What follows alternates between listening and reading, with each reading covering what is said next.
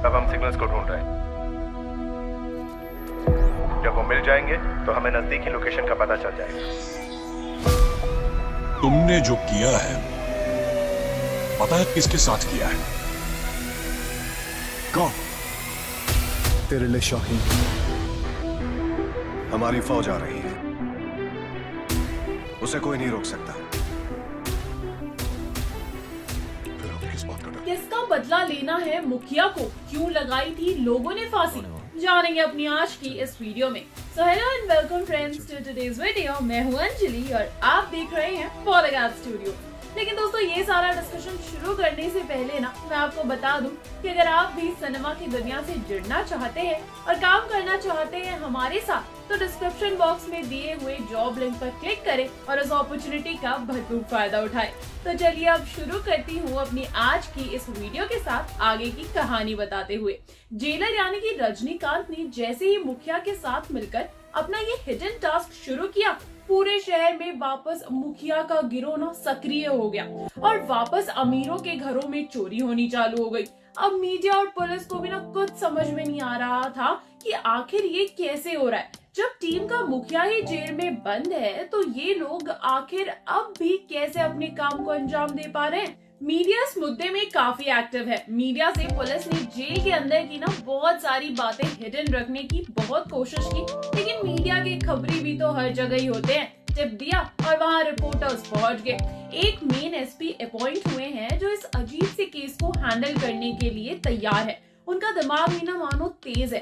Jailer पर किसी को शक ना हो इसलिए वो कभी मुखिया से सबके सामने बात नहीं करता है, क्योंकि जेलर को सब बहुत स्ट्रिक्ट समझते हैं। जेलर को अपनी वही इमेज सबके सामने बनाकर भी रखनी है। मुखिया ने जेलर से इस बार ये बात पहुंचाने को कही थी कि शहर में एक कंपनी का बहुत बड़ा सीईओ है, नाम है अरुण गोयनका। बहुत साल पहले वो मुखिया के गांव आया था और उसने कुछ किसान भाइयों से ये वादा किया कि अगर वो उसे अपनी जमीन दे देंगे तो वो उन्हें बदले में ना पेट्रोल पंप खोल के देगा, जिससे उनकी बड़ी आमदनी होगी। अब किसान अनपढ़ थे, पानी न गिरने की वजह से वैसे भी वो हर साल परेशान ही होते थे। सब भोले लोगों ने अरुण पर भरोसा करके उसे अपनी जमीन दे दी और वो अरुण उनकी जमीन लेकर भाग गया। उसने सबको इस तरह से धोखा दिया कि सबके दस्तखत एक खाली पेपर में ले लिए, जिसमें बाद में ये लिखवा दिया कि सबने अपनी जमीन ना उसके नाम कर दी है। और बाद में उन किसानों ने सुसाइड कर लिया क्योंकि उनके पास अब जीने का कोई जरिया ही नहीं बचा था और आधे तो शहर आकर मजदूरी करने लगे। अब आज वहाँ उन्हीं किसानों की जमीन पर फैक्ट्री बनाकर यहाँ शहर में राज कर रहा है और अब हमें ही उन किसानों के परिवारों को न्याय दिलाना होगा। और ऐसा करने का ना सिर्फ एक ही तरीका है और वो है कि अरुण खुद जब तक नहीं कबूल करेगा कि उसने सबको धोखा दिया था, तब तक उसे सजा नहीं मिलेगी, क्योंकि उसने कोई सबूत अपने पीछे छोड़े ही नहीं है। जेलर ने जब ये बात सुनी तो उसने एक और आइडिया ये निकाला कि क्यों ना अरुण की कंपनी में अपने किसी आदमी को भेजा जाए और उससे अंदर की सारी बातें जानने की कोशिश की जाए, क्योंकि मुजरिम चाहे कितना भी होशियार क्यों ना हो, वो कोई ना कोई सबूत तो छोड़ ही देता है। मुखिया को जेलर का ये आइडिया बहुत ही सटीक लगा, क्योंकि अरुण कोई छोटी मछली नहीं थी जो उनके बहकावे में आ जाएगी। अब इसलिए उन्होंने एक आदमी हायर किया अपने ही गिरोह से, शक्ल से बिल्कुल मासूम लेकिन अकल से ना एकदम चालाक, नितिन नाम का। नितिन ने उस कंपनी में बहुत ही स्मूथली अरुण का पीए बनकर ज्वाइन किया। अब अरुण को नितिन का काम पसंद आने लगा, क्योंकि वो उसे कोई भी शिकायत का मौका ही नहीं दे रहा था और वो अरुण के सारे काम अरुण के हिसाब से बिल्कुल परफेक्टली करता था। एक दिन जब अरुण किसी बड़ी टीम के लिए बाहर जा रहा था, तभी उसने नितिन को अपनी बेशकीमती लॉकर की कीज दी और कहा कि वो उसे खोलकर फाइल ले आए। नितिन को समझ आ चुका था कि वो अब अपने मकसद के बहुत करीब आ चुका है। अब नितिन को बस उसके जाने का ना इंतजार था कि कब नितिन यहाँ से जाए और वो अरुण के उस लॉकर से गांव में हुए कांड की फाइल और उससे रिलेटेड डॉक्यूमेंट्स खोज निकाले। और फाइनली थोड़े इंतजार के बाद वो मौका भी आया कि जब नितिन उस लॉकर से उस फाइल तक पहुंचा, लेकिन जैसे उसने वो फाइल खोली उसने देखा कि एक्चुअली में उसके अंदर कोई डॉक्यूमेंट है ही नहीं। नितिन ये देखकर शॉक्ड रह गया और ये सारा किस्सा मुखिया तक पहुंचाया जेलर के थ्रू। लेकिन मुखिया ने भी ना एकदम ठान रखा था कि चाहे जो हो जाए वो किसानों को इंसाफ दिलाकर ही रहेगा।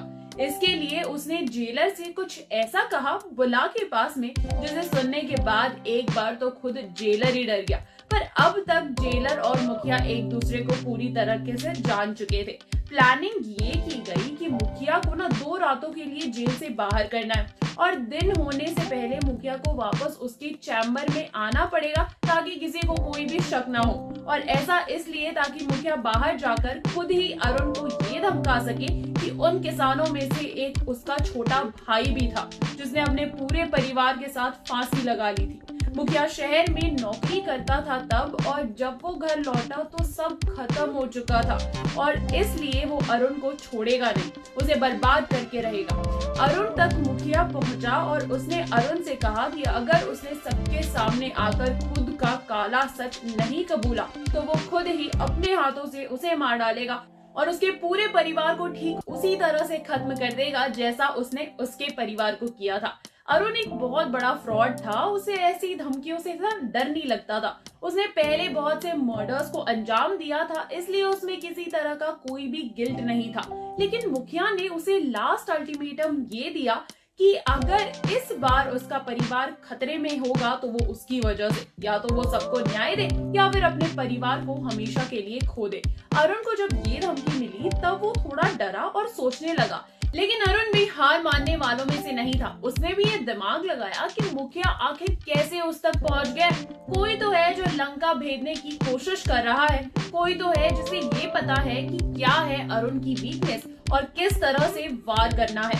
पूरे शहर में एक ही गैंग की बातें ना चारों तरफ हो रही हैं, क्योंकि ये गैंग जनता का रॉबिन हुड बने नजर आ रहा है।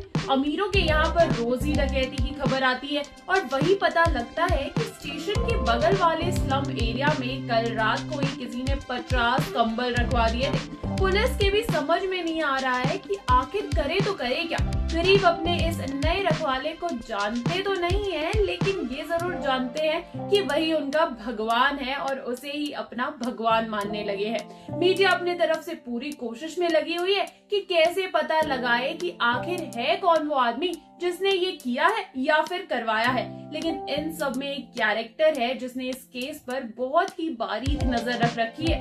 वो एक एक स्टेप पर आंख गड़ाए बैठा है। गैंग वालों ने एक बार जेल के अंदर भी घुसने की कोशिश की है, लेकिन जेलर ने उन्हें उनके इस काम को अंजाम नहीं देने दिया। जेलर के रवैये से लग रहा है कि उसे कुछ ऐसा पता है जो सिर्फ उसे ही पता है और किसी को नहीं। हो सकता है वो जानता है कि आखिर ये गैंग किसका है और कौन इसका सरदार है। अब जो वो जानता है वो तो वही जानता है। हम तो जानते हैं ये कि आपको हमें जितना जानते हैं उतना जनवाते रहना है। अरे अब आप बोलेंगे कि मैं ये क्या बोल रही हूँ, सॉरी यार। वेल, उम्मीद है दोस्तों कि आपको हमारा ये वीडियो जानने जुनाने वाला पसंद आया होगा, तो फटाफट से इसको लाइक कर दीजिए और शेयर भी कर दीजिए। साथ ही साथ सब्सक्राइब कीजिए पॉलीगैट स्टूडियोज को। नमस्कार दोस्तों।